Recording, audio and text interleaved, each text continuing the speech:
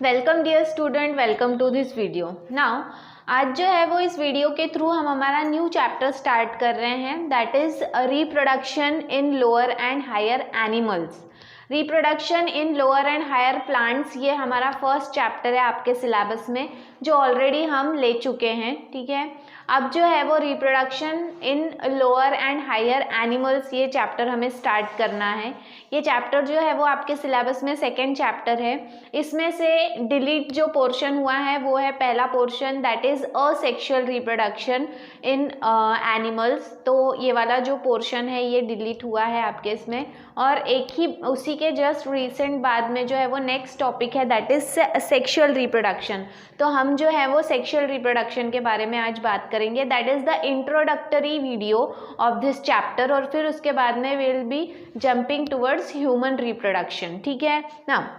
Sexual reproduction जो है, जैसे कि हमें पता है कि सेक्सुअल रिप्रोडक्शन जो है, it is the process in which two individuals और two parents are involve. Gamete formation की प्रोसेस होती है और वो गमेट्स जो है वो आपस में फ्यूज होते हैं और उसके बाद में ही जो है वो एक नया ऑफस्प्रिंग तैयार होता है, नया इंडिविजुअल फॉर्म होता है। ठीक है, तो यहाँ पर जो है उसकी एक छोटी डेफिनेशन दी हुई है कि it is the process which involves the production of offspring by the formation and fusion of gametes. It is also called as amphimixis.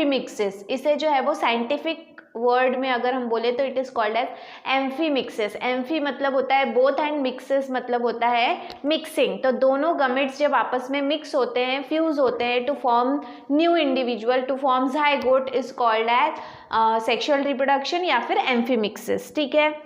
Now अगर हम एनिमल्स की बात करें तो एनिमल्स में जो है वो सबसे पहली स्टेप होती है सेक्सुअल रिप्रोडक्शन में, वो होती है गमेट फॉर्मेशन की, and the gamete formation takes place by the process of meiosis. ठीक है, ये हम अभी तक के हम पढ़ते आ रहे हैं, पढ़ के मतलब अभी तक के जो पढ़ा है इसमें आपको ये समझ में आ गया होगा कि मियोसिस की प्रोसेस जो है ये गमेट फॉर्मेशन के लिए ज़रूरी होती है। व्हाई? बिकॉज मियोसिस की प्रोसेस में the number of chromosomes becomes half. ठीक है, और नंबर ऑफ क्रोमोसोम्स हाफ बनना इसलिए ज़रूरी है क्योंकि जो गमेट्स होते हैं वो हैप्लॉइड होते हैं, और दो हैप्लॉइड मिलके ही डिप्लॉइड जो है वो इंडिविजुअल या डिप्लॉइड सेल फॉर्म होगा। तो जो डिप्लॉइड स्ट्रक्चर है वो रिटेन करने के लिए गमेट्स का हैप्लॉइड होना ज़रूरी है, और वो गमेट्स को हैप्लॉइड बनाने के लिए मियोसिस की प्रोसेस होना ज़रूरी है। That is why the first step is the formation of gamete, and formation of gametes take place through meiosis. ठीक है। Then the sexually reproducing animal shows two main phases। जो भी सेक्शुअली रिप्रोड्यूस करते हैं वो ऑर्गेनिजम्स अपने life में दो फेजेस जो है वो शो करते हैं। एक जो है वो फिजिकल ग्रोथ फेज, जहाँ पर उनके सिर्फ बॉडी की डेवलपमेंट होती है। ठीक है, वो बढ़ रहे होते हैं। ये जो भी ग्रोथ फेज है ये ग्रोथ फेज रिप्रोडक्टिव फेज नहीं होता, मतलब इसमें इंडिविजुअल जो है वो रिप्रोड्यूस नहीं कर सकते। क्यों? क्योंकि गमेट फॉर्मेशन की प्रोसेस जो है वो तब स्टार्ट नहीं होती। ठीक है, इसीलिए पहला जो फेज है वो है फिजिकल ग्रोथ फेज। ठीक है, animal can not reproduce sexually in this phase, sexually वो इस फेज में रिप्रोड्यूस नहीं कर सकते।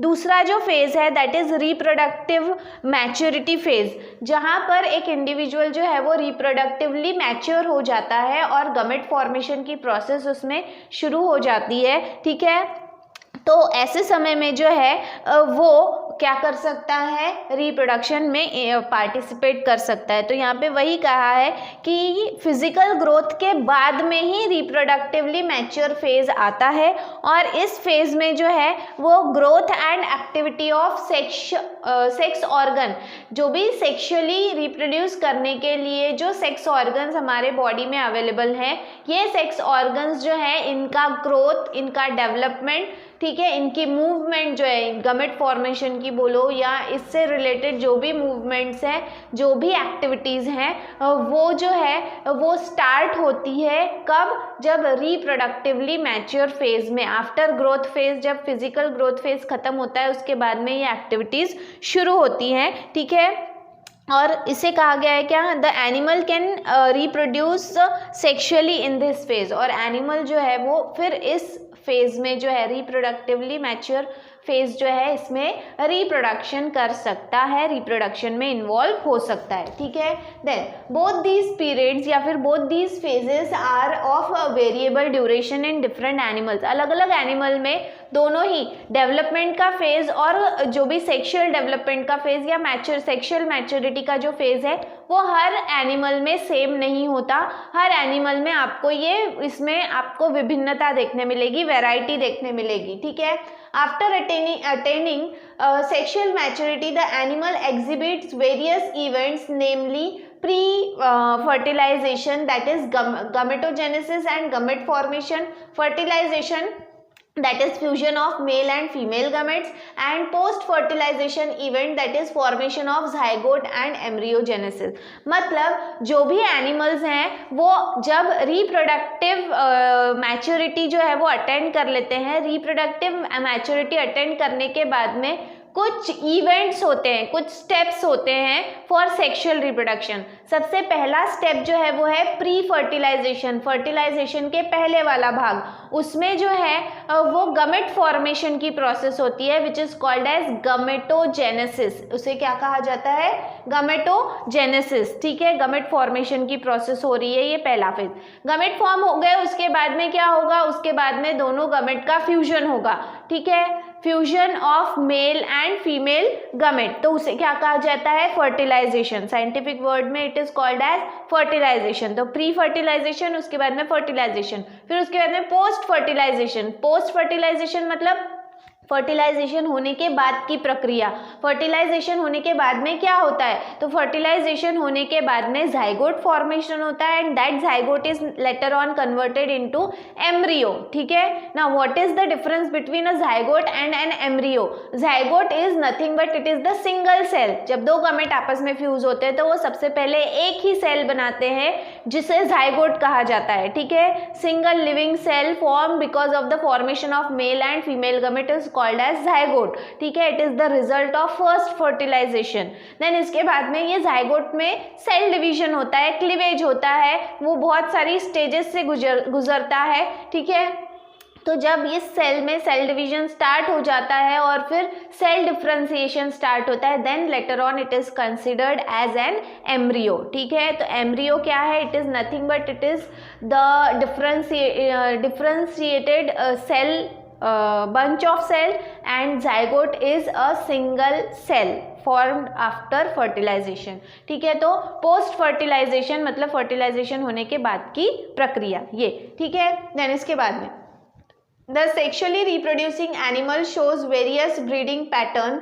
Some like goat, sheep and donkey are seasonal breeders, ठीक है।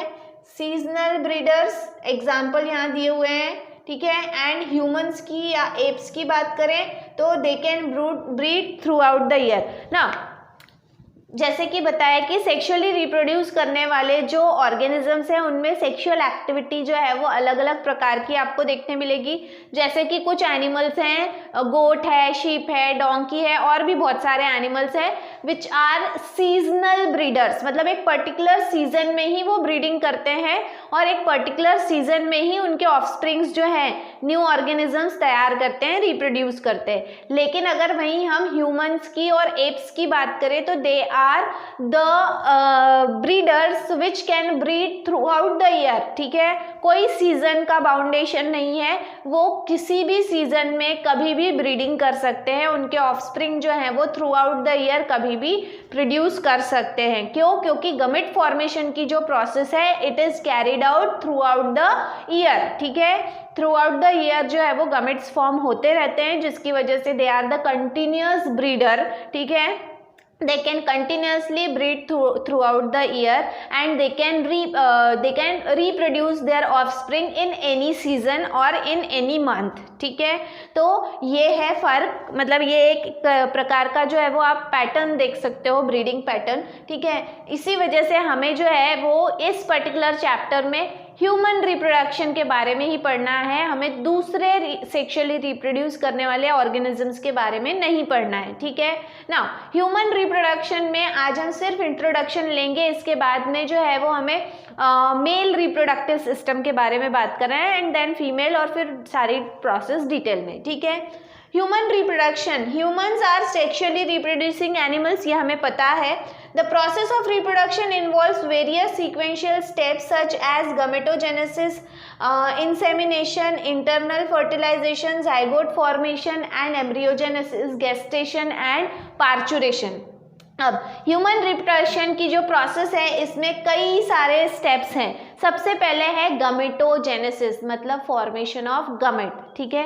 गमेट फॉर्म हो गए, उसके बाद में गमेट को ट्रांसफर करना है which is called as insemination. जब तक के, क्योंकि ह्यूमन में जो फर्टिलाइजेशन है वो इंटरनल फर्टिलाइजेशन होता है, इसीलिए गमेट्स को, मेल गमेट को फीमेल जेनाइटल ट्रैक्ट में जो है वो डिपॉजिट करना ज़रूरी होता है, तभी फर्टिलाइजेशन होगा। इसीलिए the process of deposition of semen, semen मतलब it is the fluid which contains, nutritive fluid होता है विच कंटेन्स स्पर्म।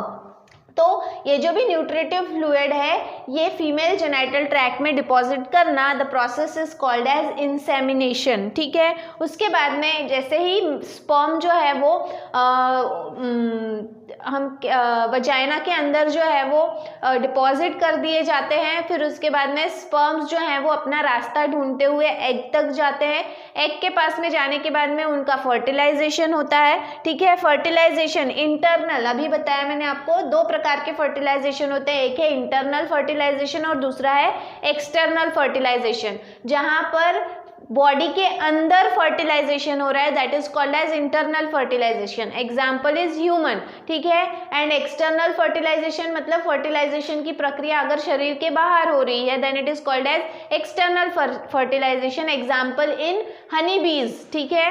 तो यहाँ पे फर्टिलाइजेशन होगा इंटरनल, फिर उसके बाद में फर्टिलाइजेशन होने के बाद में जैसे बताया as a result of first fertilization मतलब fusion of male and female gamete क्या फॉर्म होता है, जाइगोट फॉर्म होता है, तो जाइगोट फॉर्मेशन होगा एंड जाइगोट के बाद में it is converted into embryo, तो एम्ब्रियोजेनेसिस मतलब एम्ब्रियो फॉर्मेशन की प्रोसेस होगी। गेस्टेशन, गेस्टेशन मतलब होता है actually it is the time period of pregnancy, ठीक है। जो भी टाइम पीरियड है प्रेगनेंसी का, इसे गेस्टेशन इसलिए कहा गया है क्योंकि इसमें लगातार बदलाव होते रहते हैं। जो भी बेबी डेवलप हो रहा है मदर के वूम्फ में, it is continuously getting shape, ठीक है, पूरा शेप ले रहा है, वो अपना पूरे ऑर्गन्स तैयार कर रहा है। तो ये जो पूरा टाइम पीरियड होता है that is called as gestation, जो भी प्रेगनेंसी का टाइम पीरियड है उसे गेस्टेशन कहा जाता है।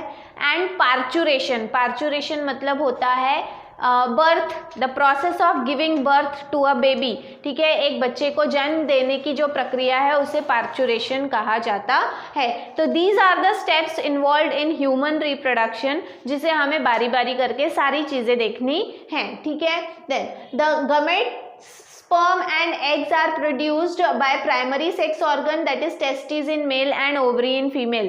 ह्यूमन बीइंग में जो है वो जाइगोट फॉर्मेशन के लिए गमेट फॉर्मेशन की प्रक्रिया जरूरी है, और गमेट्स जो है वो मेल गमेट जो है that is sperm and female gamete जो है उसे एग या फिर ओवा कहा जाता है, ठीक है। जो भी गमेट फॉर्म होते हैं वो प्राइमरी सेक्स ऑर्गन में होते हैं, तो प्राइमरी सेक्स ऑर्गन जो है वो मेल में है टेस्टिस और फीमेल में it is called as ovary, ठीक है। इनके डायग्राम्स वगैरह सब कुछ हमको डिटेल में देखना है। देन इसके बाद में सेकेंडरी सेक्स ऑर्गन्स भी होते हैं, तो टेस्टिस और ओवरी को छोड़कर बाकी के जो ऑर्गन्स हैं which are related to sex या फिर which are related to gamete transfer या which are related to embryo formation या फिर ऑफस्प्रिंग फॉर्मेशन, ये सारी चीज़ें जो हैं other than testis and ovary, इसके अलावा जितने भी सेक्स ऑर्गन आपके बॉडी में प्रेजेंट हैं, they are called as secondary sex organs, ठीक है। देन इसके बाद में अगर हम मेल और फीमेल की बात करें, ये सेकेंडरी सेक्स ऑर्गन्स क्यों होते हैं, क्योंकि मेनली तो गमेट फॉर्मेशन की प्रोसेस ज़रूरी है, तो टेस्टिस और ओवरी तो है ही, लेकिन सेकेंडरी सेक्स ऑर्गन का इसलिए ज़रूरी है क्योंकि एक्सटर्नली भी जो हम फिजिकल अपीयरेंस देखते हैं उसमें भी आप जो है वो मेल और फीमेल को आसानी से डिफ्रेंशिएट कर सकते हो, उनमें फ़र्क कर सकते हो कि ये मेल है और ये फीमेल है, because of secondary sexual characters, ठीक है।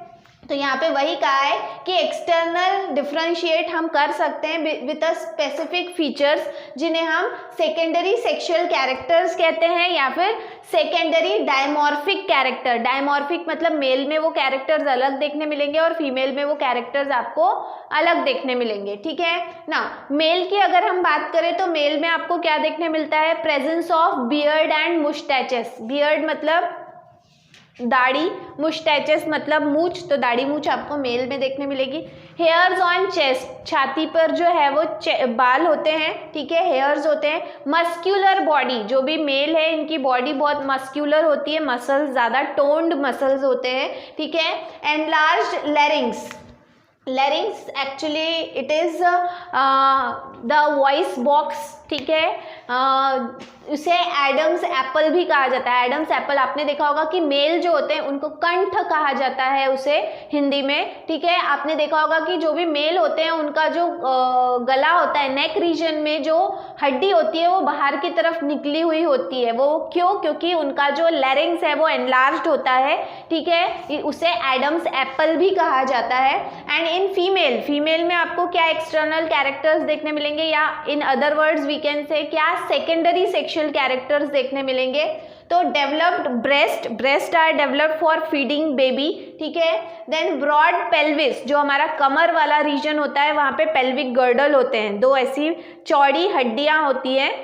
तो फीमेल में जो है वो कमर वाला हिस्सा जो है वो after attaining sexual maturity it gets broad, broad इसलिए क्योंकि बीच में यूटरस होता है तो उसकी वजह से वो ब्रॉड होता है, ठीक है। एंड हाई पिच्ड वॉइस, उनकी जो आवाज़ है वो हाई पिच की होती है जिसकी वजह से पतली आवाज़ होती है, ठीक है। तो ये सारी चीज़ें जो हैं that are the secondary sexual characters और dimorphic characters through which you can differentiate between a male and a female in human beings, ठीक है।